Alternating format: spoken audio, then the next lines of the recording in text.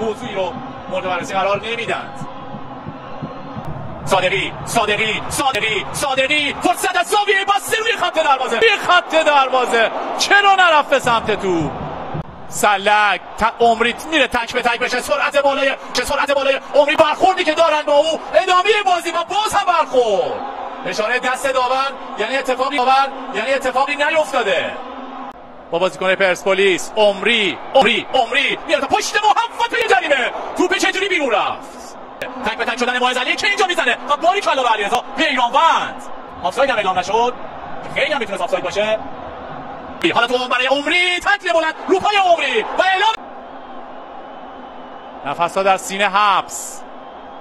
میکنه میزنه توپو، کجا زد توپو؟ گبلسیانی بازیکنی که انگار نمیتونه بازی رو ادامه بده، حتی نمیتونه ادامه بشه، پرچم بالا نرفت، خطر روی دروازه ما.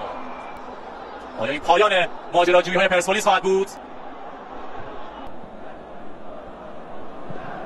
با پای چپ میفرسته گبلسیانی، فرصت شوت اونجا برای سلک با پای چپ. حالا چه واکنشی رو نشون میده زکریا؟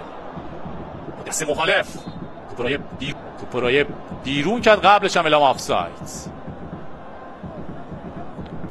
تعداد زیادی از کرنرها که هیچ کدومش نتونست ما رو بفرسته در موقعی که کنعانی زادگان اینجا. سپاهان تونست به مرحله بعدی صعود کنه. امیدواریم در دور حذفی هم درخشان ظاهر شه. ولی پرسپولیس و نساجی متاسفانه نتونستن.